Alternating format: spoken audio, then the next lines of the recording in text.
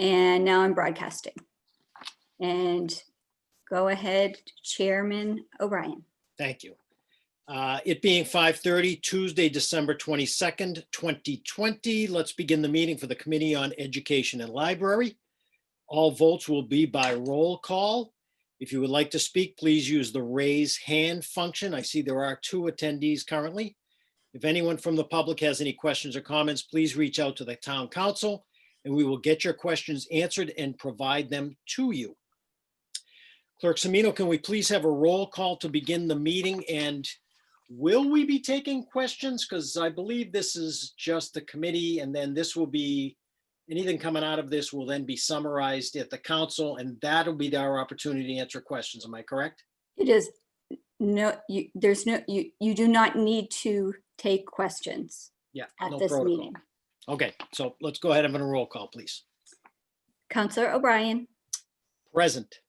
Counselor Ringus is currently not here. And Counselor Baraka. Here. Thank you. Thank you. Councilor Ringus has advised me that he will be attending momentarily. And so we anticipate that. First thing on the agenda is the approval of minutes.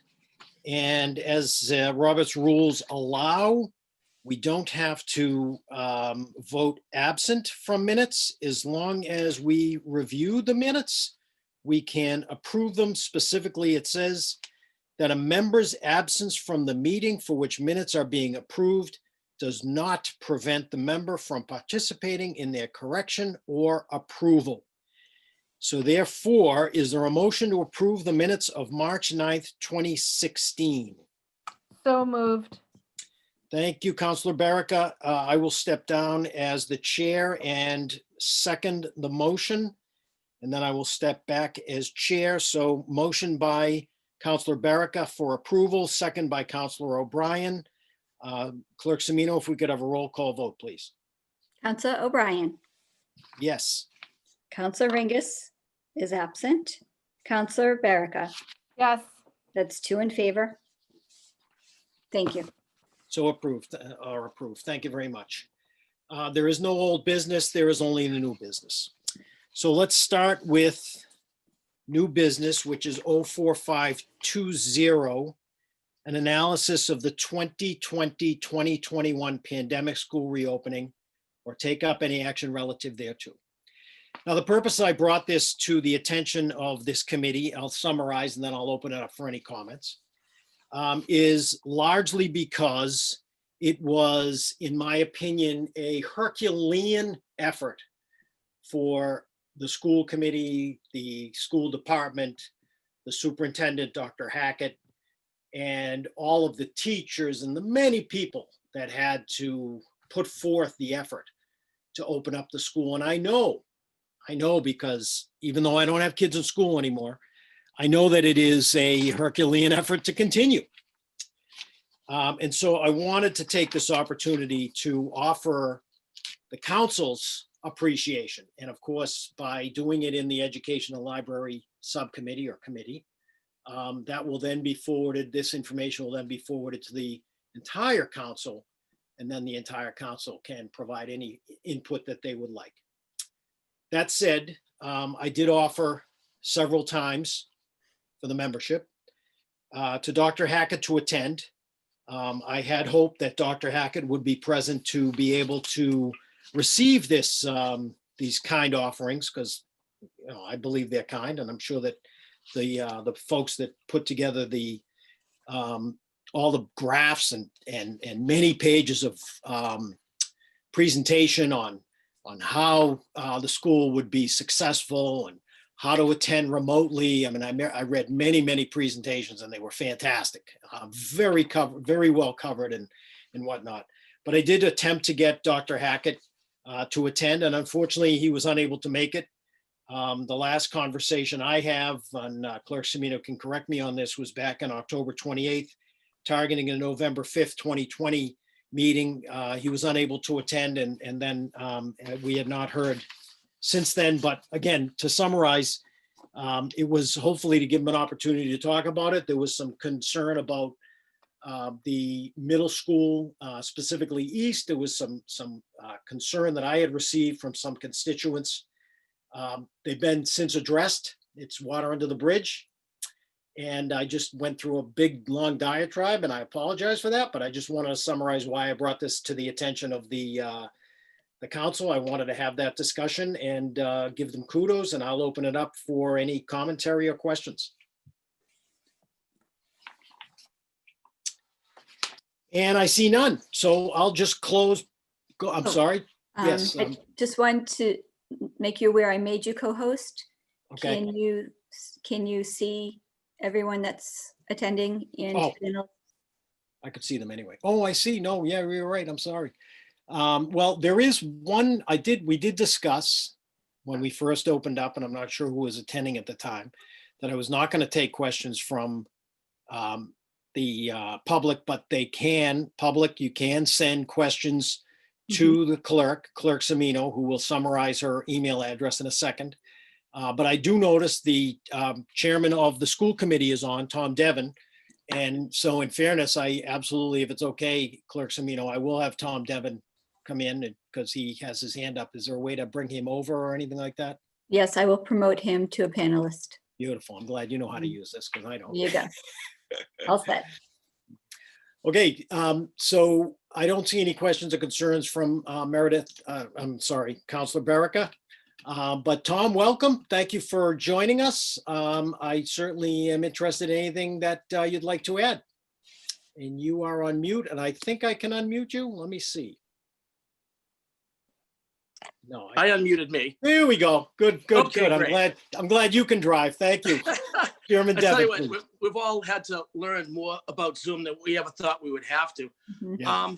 Well, thank you for, shall we say, acknowledging. I think the most important thing is acknowledging how impossible it has been with our school systems as they are now. For all intents and purposes, the second week of March, our school system collapsed. 200 years of impersonal learning just disappeared.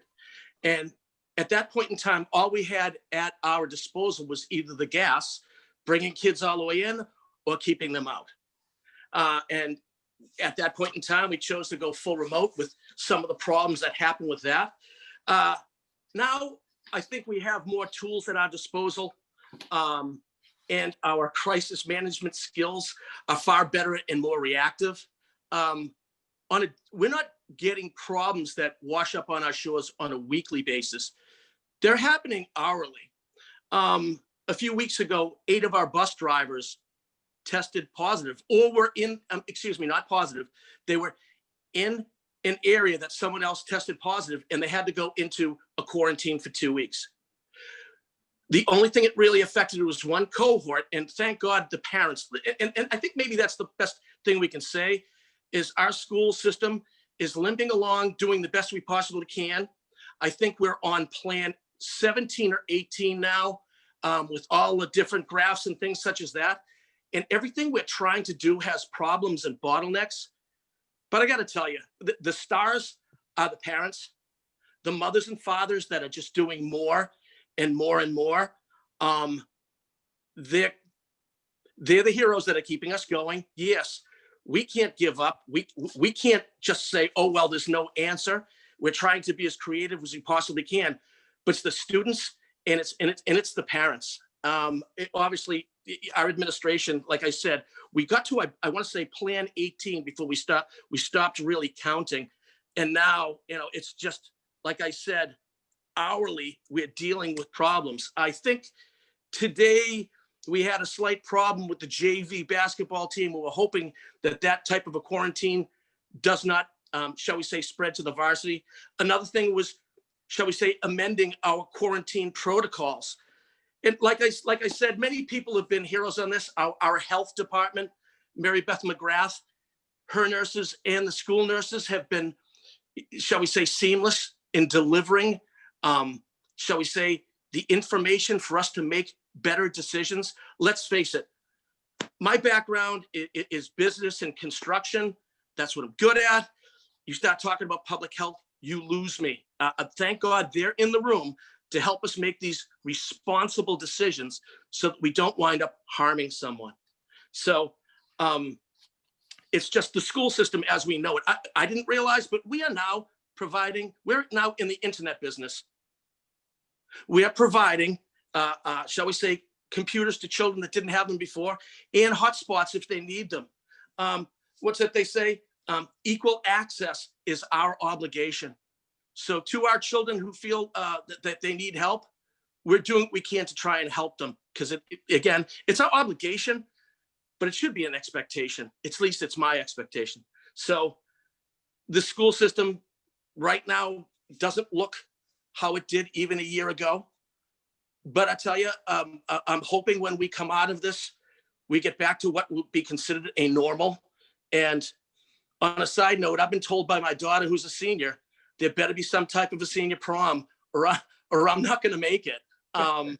Yeah, they're very angry at the fact they're going to be wearing their junior prom dresses to a senior prom. I didn't realize that was a faux pas, but that's what we're dealing with. But these are just some of the things that we're dealing with, Mr. Chair. And I mean, obviously, you guys have, shall we say, helped where you can. And going forward, we know we're going to need more help, and we're looking towards opening that type of a dialogue. Thank you, Thank you. Chairman. Chairman Devon, I appreciate that insight. And I see Councilor Baraka has her hand up. If we could go to Councilor Baraka next. Thank you, Chairman O'Brien. To echo what you had said earlier, I just want to reach out as not only as an elected official, but also as a parent with 2 children in the Braintree Public School System, and thank the teachers, the administrators, the other students, the bus drivers, the bus aides. I mean, everybody across the board has been dealing with an unbelievable amount of stress and hurdles, and my kids are still smiling. And I think I can speak for many parents and residents across the town to offer our gratitude and thanks for all of the unbelievable efforts that have gone in so far. And here's hoping for good health and good cheer in 2021 as we look ahead. Perfect. Well, I just want to welcome Vice Chair Ringus, and Vice Chair Ringus, we went through basically an opening statement about wanting to recognize the many people that put forth the effort to open the schools. And then there was some noise about, at least I received some information about some communication issues. They've since been resolved. And of course, we're living on a day-to-day basis, and Chairman Devon just said that, Chairman Devon from the school committee. So before we part this, are there any questions that you or any comments you have? And I'm not putting you on the spot. Feel free to No, thank put you. your hand up. Yeah, thank you. I would just say, thank you to Chairman Devon and all the members of the school committee, as well as Dr. Hackett, for the efforts that they're putting in. Obviously, last March kind of hit all of us by surprise, and we entered a brand new world. And I know there was growing pains along the way. I have a junior this year, and I also have someone who started a 6th grader who's starting the middle school experience. So obviously, she had some disappointment that her 5th grade year wasn't what her sister had, and obviously starting middle school. And then my junior was very nervous going to junior year, because this is such an important year in terms of looking at colleges and in terms of your transcripts and whatnot. But this year has been, I think it's been as smooth as it could be. There was a lot of improvements over last spring. I think this is officially the first time both of my kids wake up and ask to go to school. It's always been a struggle to get them out of bed, but now they want to be back in the building. And I know that the school committee and Dr. Hackett and his staff, they're working to get that done. Obviously, the numbers continue to sort of go the wrong direction right now. And I think we're taking the necessary steps to protect our kids. But I think obviously when we can and when it's appropriate, we want to get back to school. I know multiple plans. I followed some of the school committee meetings have been proposed. And I think when I came in, I heard Chairman Devon saying Plan 18, which sounds about accurate.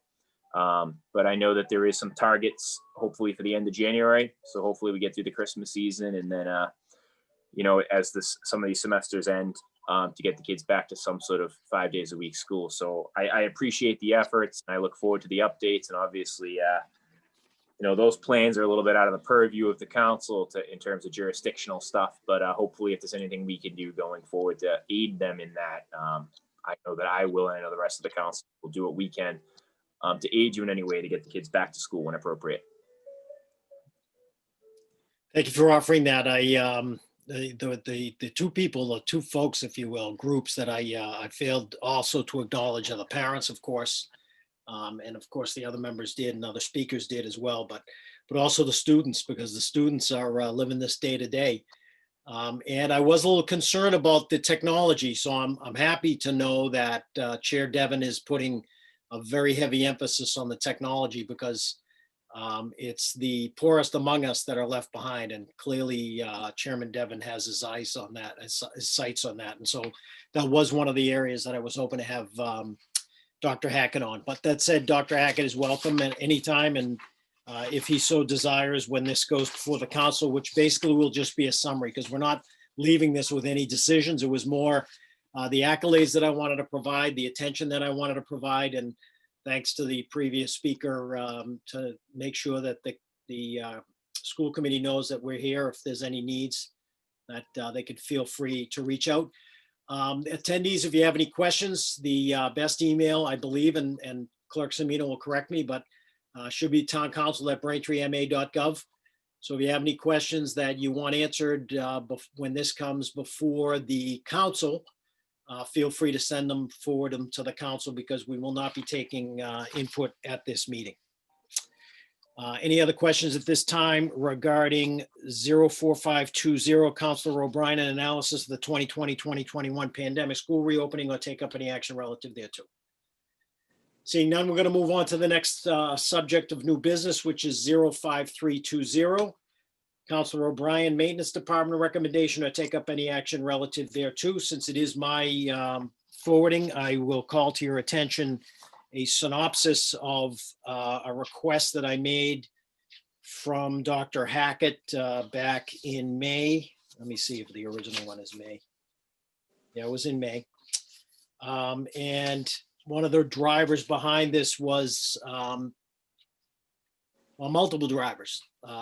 As you all know, I have history as a counselor, and I've watched as a maintenance department was formed in the executive branch, and I've watched that said maintenance department, along with DPW employees, some of our heroes, especially after some of these snowstorms that we have, and they provided us some services in some of the buildings for the town that didn't require us to go out to bid, and they were performing some great things in maintenance of our buildings. So I looked at that, and in a conversation that we had in budget meetings previously, I noticed that at some point in time, there were significant maintenance staff in the school department. And so I asked Dr. Hackett, and as you see in his May 20th, 2020 response to me, and I'll read the question for those that may not have the information. It says, when, including the fiscal year budget, was the maintenance staff at a high of 25, because that was the number that was brought forward in a previous meeting, be it Ways or Means or budget meeting. And then I asked, what is the breakout of maintenance versus custodial in that staff? And according to Dr. Hackett, back in 1972, there were 28 maintenance staff and 88 custodians. So the next question was, how many are specifically defined as maintenance staff today, fiscal year 2020? And the response was 6 maintenance and 39 custodians. So we went from a high of 28 maintenance down to 6, and 88 custodians down to 39. And I recognize, again, because I lived in this town for many years, that we no longer have some of the school buildings in the school department. They've been moved over under the direction. I'll call it direction, for lack of a better term. of the mayor. So they are town buildings, but they're under the mayor's department. And so, you know, that concerned me because it was quite the reduction, which tells me that perhaps there's some maintenance that we could perform better. And so with that said, the next question I asked Dr. Hackett was, what does the reduction over time look like using the data from A, B, and C? A, B, were those two answers. C is one that I skipped over, but now I better bring it in because I just introduced it. What is the specific maintenance number being proposed in the fiscal 2021 budget? And the response was 6 maintenance and 41 custodians, but no dollars. So what I then asked the, and this is also in your notes, I then asked our internal auditor to provide information across all budget line items in the fiscal 2021 budget. And as you can see on another page, which is marked 05320, and it is a spreadsheet, you can see that between the head count, which will have to be reviewed, and the various maintenance line items that not only did I pull out, but were confirmed by the auditor, there's over $2 million that could be spread or not spread, collected, and potentially, because this is for discussion right now, potentially put into a maintenance department. And so therefore I pulled out our handy charter, and subsequently it's the result of why we're holding this meeting, because it states clearly in the charter that under 4-5.3, charter allows for the town council to establish a central municipal maintenance department. The school committee shall provide ordinary maintenance of all school buildings and grounds, but the town council may, by ordinance, provide for the establishment of a central municipal maintenance department, which may, subject to the approval of the school committee, include maintenance of school buildings and grounds. So why are we here tonight to talk about that? And why did I refer it to this committee? Because I'm fortunate to be on this committee and have the chairman of O&R and the chairman of Ways and Means. And so I knew I jumped on this right away because I knew I could present why I'm even bringing this to not only this committee, but also to the chairs of those committees, to just describe to you that I feel strongly that under the direction of a single maintenance department, we could bring the school maintenance department, and we could ensure that the monies that have now been agreed upon by the town in the budget allocation, because I can't remember what it's called. You know, we could have a nice maintenance department to watch not only the schools, but all the buildings. And so this is a first step. I decided that I would not table this because when it comes out of this committee, it is more for informational and to discuss it. I'm open to questions, and I know I'm talking a lot right now. I mean, I'm open to discussion. We could have discussion, but we're not going to make any decisions out of this committee. But the next two committees, which is also referred to O&R and Ways and Means, will be making some decisions. So hopefully I provided at least some preliminary information, again, not to be voted upon here, but at least to open up the discussion. And also naturally, since this is the school education and library committee, it's relevant to us. But I'm hoping that now the mayor will then, with his chief of staff and whomever, take advantage of the impetus for this and not only create this under and leverage the school budget that I put forth, but also maybe working even with our, I don't think he needs our auditor for this, but working with the auditor and or the finance department, look across the board and bring in other line items so we could have a nice broad-based department that would look at the maintenance of the schools and all of the town buildings in general. That said, I'll open it up for commentary or questions. Mr. Chair, Mr. Devon, if you could hold on, I'd like to see if Oh, by all ensure means. that there's nothing from the Education Committee first, please. by all means. Thank you. Counselor Ringus, please, for the first time. Thank you, Mr. Chair. So I guess the first question I had for you in this proposal is, are you suggesting that we just take on maintenance, or are you also asking that we take on the custodial staff as well? Good question. And so my gut instinct was both.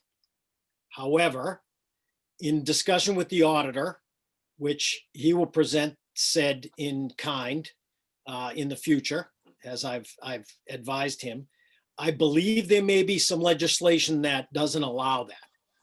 And that's what I was going to note was, Okay, it- the charter is written under 4-5.3. It's a little iffy, but it obviously specifically mentions maintenance.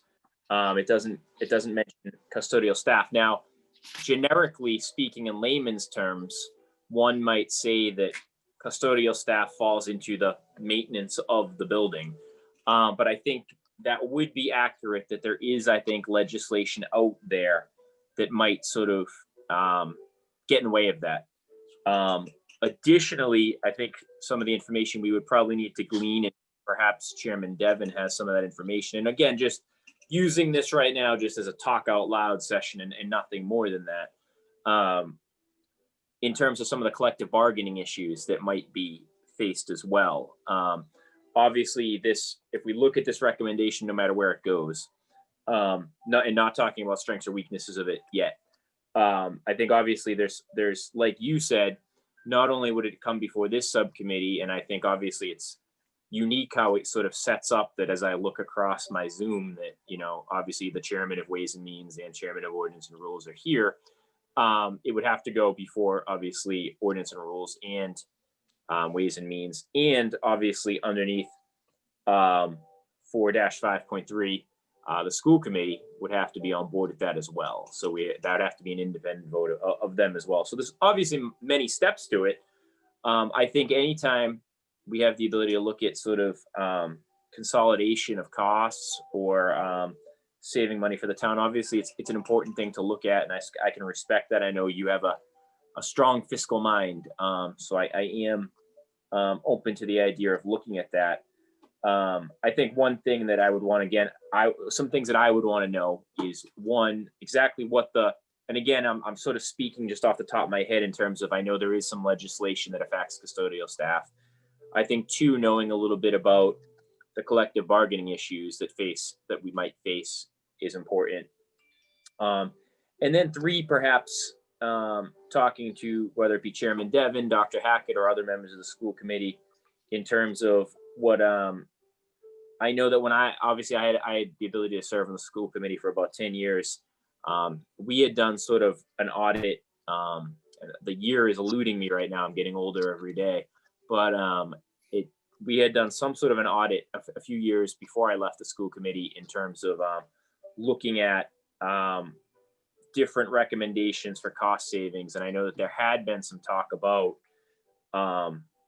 custodial staff and maintenance. And at the time we chose not to adopt the recommendations that were provided on that end, namely because one of the pieces they had suggested in the audit that we had done was to basically use a service for cleaning.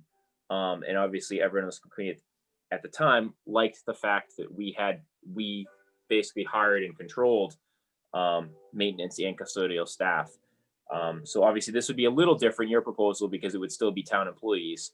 But I know at the time that was sort of an issue that we faced. So I think there's a lot of discussion to be had, but I appreciate you bringing it to the table. And those are just some of the things that jump out at me as things that we would have to address at some point before we even went into sort of the strengths and weaknesses, and obviously what the school committee felt about this, because obviously they're an integral part of this.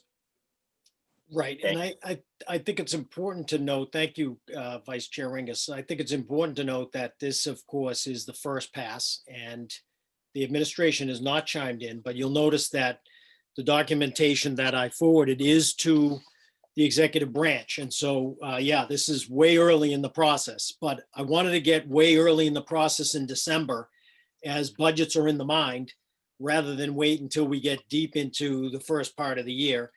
But I'll also note, and you should also know, when I did my analysis, and we differed, the auditor and I, on my analysis versus his, there's a lot of line items in a lot of departments that have budget for maintenance, and that's okay.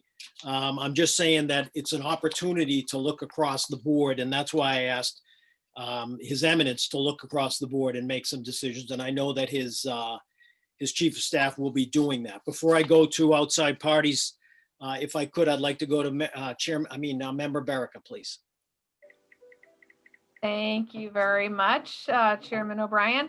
And I really appreciate the opportunity to have this as a discussion tonight. I think that that is extremely worthy of our time and the town's time to talk things out when we have new ideas, especially ones that, as Councilor Ringa said, we really need to be very mindful about budgets, not just this year, but in the future as well. So thank you for teeing this up for us. I think a couple of things that came to my mind as I was looking over the materials, I would be interested in understanding, do other municipalities do this? No. What, and can we learn from them, what are the pitfalls and benefits of combining the school maintenance with the general municipal maintenance? And I'd also, again, for future, be interested in hearing from our school custodial staff. They're the people with the boots on the ground, and be helpful, I think, to understand how they see the dividing line between maintenance and custodial responsibilities. If they may not be blurred, they may be, but I think that would be a useful thing to understand. And then the last thing that sort of immediately came to mind as I was reviewing the materials is I went back and looked at some of our discussion notes from our budget meetings that we held at the late spring. And the school department does have facilities dude, I believe, which is a tracking system, which can also help us, as well as the school committee, understand the magnitude and scope of costs, work, and other things that are associated with the maintenance that the school department is undertaking. So I think we can leverage that as a tool as we go through the decision-making process on this. Well said. Before I move to outside parties, if you will, from the committee, you're right. And in fact, I've identified at least two different products, if you will, because you and I speak products, right, when we're speaking corporate level, that are being used. So I think one umbrella, and I believe our new technology does allow some level of integration. So you're right, that could potentially even add to the savings. But again, this is very preliminary. With all due respect, the chief of staff is now looking at it. Actually asked us to table this, but we're not making any decisions here. This is a broad-based opening because of the leverage that I had having both chairmans on here with me. And so that's the bulk of the reason. And so as I go to the outside parties, because I want to welcome the director of the DPW, James Arsenal, a man that I deeply respect, and Chairman Devon, and I'm going to open it up to both of them, but they should know that this is very early. And, certainly if you have input that may be good for the chief of staff, not necessarily for this body, you may want to hold your powder. But Chairman Devon, you are first up, so I will please give you the floor, please. Well, first of all, this is kind of premature on many different levels. One is the legal aspect. Now, you have right here that the charter allows for the town council to establish a central municipal maintenance department, whatever. That's not what's written in the charter, because I have it right here. Now it says that, and I'm paraphrasing, that the town may, by ordinance, provide and establish a central maintenance department, which is subject to the approval of the school committee. So in other words, look, I've heard counselors speak and all the things that go with that. I've got to go back and see whether we're the right fit or not. Not only that, I've got Mass General Law.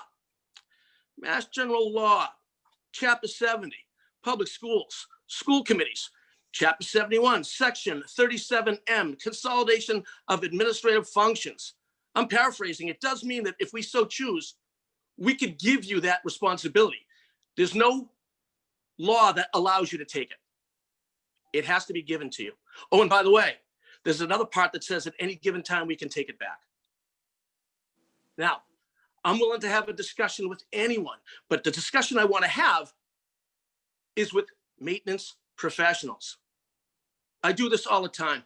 And the first thing we do when we walk into a meeting is we start throwing out our licenses and our certifications and who and or what we are, whether you're a mechanical engineer, or electrical engineer, a plumber, pipe fitter, whatever, a project manager.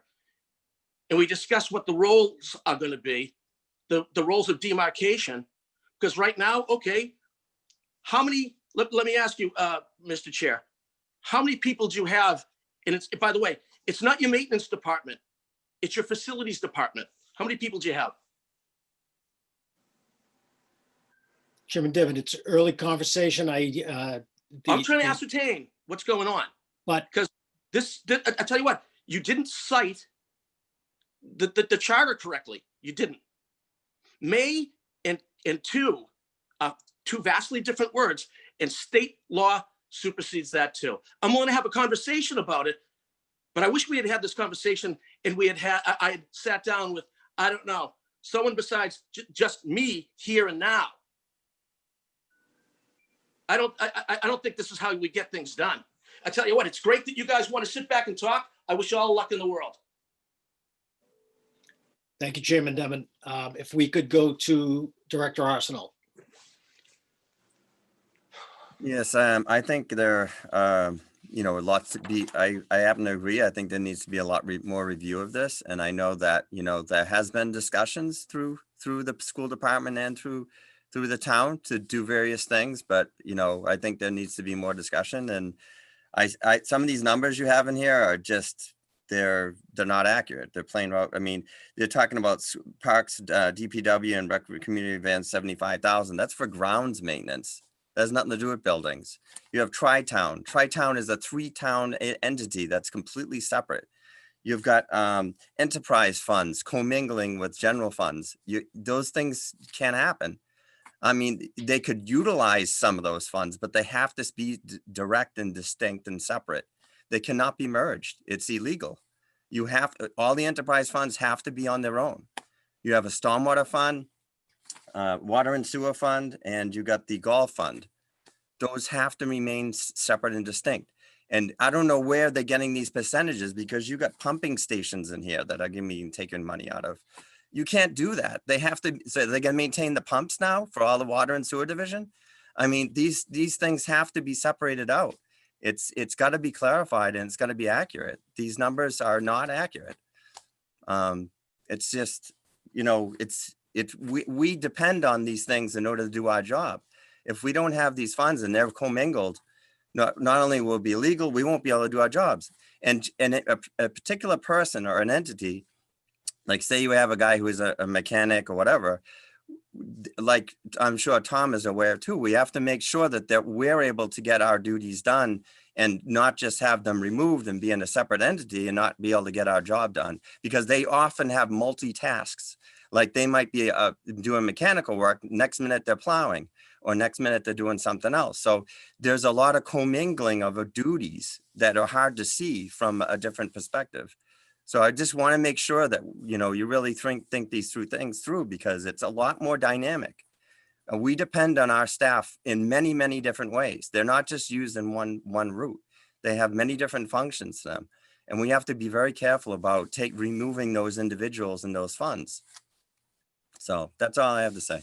Okay, thank you, Director Arsenal. And just so you know, for edification, this organization or department was being considered to be put under your umbrella. So these numbers came from your umbrella, and so they're not necessarily going to be removed. And again, this was a very early conversation, very early with the auditor. It's going to be up to the chief of staff, the executive branch to even consider this, because the executive branch might say no, and we'll have that conversation. This is not a black and white. This is a very early conversation. and the chief of staff, like I said, is considering it, it could be for naught. No, I mean, I'm not opposed to looking at it, as Tom said, and I'm not opposed to seeing if things can function. I just want to make sure we're clear that, you know, the school department and the DPW all talk about it and sit around and make sure it's done. When I thought you was going to be a separate department and I wouldn't be included in it because that makes it difficult for us No, to no. function. Yep, with all due respect, not to talk over you, I apologize, but no, it was gonna be under your department. Because you Okay, already I have mean, staff. that does make it a little bit differently, but we just have to make sure the numbers are real, you know, realistic to the facility division. So, Totally understood, exactly. Yeah, and, you know, maybe the verb is not correct, but maintenance and facilities, et cetera, but it's way early. Just wanted to get it out there and have an opportunity to have more conversation. I appreciate that. And like I said, I'm always willing to listen and think of new creative ideas. I just wanted to make sure Unequivocally. we're on the same page. That's all. Thank Yep, you. no, thank you very much. No decisions are being made tonight. This is early conversation. Right, thank you. Very much. Any other questions or comments from the committee? Okay, Chair, Vice Chair Ringus, please. Well, first off, thank you to Chairman Devon and Mr. Arsenault for being here tonight, Director Arsenault, because obviously this, any proposal like this obviously affects the individuals, including, you know, the rest of the school committee and Dr. Hackett as well. Their voices are really the most important because those are the folks that are sort of going to be managing these funds if some proposal like this was ever entertained. I guess the only question I have would be to you, Chairman O'Brien. You sort of touched on your conversations with the chief of staff. What has the conversations been, and what is the I guess what are the next steps? Has there been any sort of timeline established on how they're going to look at this? I have not had any conversation with the chief Okay. of staff. Oh, I The- missed it. Nope, that's okay. That's fine. Thank you. The paperwork has been forwarded to the chief of staff. As you can see, it's directed to the mayor because ultimately we're only responsible for approving or denying the budget. Well, mostly denying, but you know, we can only remove, we can't add. Right. So ultimately it is an opportunity for the administration to look at this and make a decision. And if the administration goes back with something other than more discussion needs to be done, because we know that. It's not going to go to your committee or the Ways and Means Committee until such time as it's been vetted. So I took advantage, like I said, I took advantage because I have the two chairs of those committees, and I wanted to begin a conversation, begin it publicly, but where this body is not making any decisions, I believe that it is something that warrants further discussion and consideration. Simple as that. For the attendees, I noticed there's two hands up, but we will not be taking questions from the general public. I do see that at least one of the people with their hands up is in fact on the school committee, but I believe that we've allowed the Chair Devon to come on and he's provided his input. So for the rest, if we could just send questions along to towncouncil@braintreema.gov, and your questions will be answered through Clerk Semino, and they may be preliminary. Even your questions may not quite merit response immediately, but anything that is for me, I will definitely respond to. Anything that may have to wait until the chief of staff and the mayor has had an opportunity to digest this and consider it, may have to wait. So for those of you that have your hand up, I apologize, but that was a decision we made early on. Any other questions or comments from the committee? Okay, oh, I'm sorry. Member Baraka, please. That's quite all right. Thank you. So I just want to, and maybe you were gonna, maybe this is gonna be your wrap, Chairman O'Brien. So I do, again, I want to echo, I know sometimes it can be challenging to have these preliminary conversations in a public meeting forum, but for people in attendance, we don't have another option because we don't want to violate any open meeting laws. So, you know, that's sort of just how it goes, but I do appreciate hearing from the subject matter experts, and also to Chairman O'Brien for hosting or opening this meeting tonight, because I do think having these preliminary discussions is helpful to move dialogue forward. Even if an idea might not go all the way to fruition, I think it's really helpful. So thank you. And I guess, so that is my question is, what are the next steps on this? Are we expecting maybe to have another meeting with this body, or have we not quite got that far yet, Chairman O'Brien?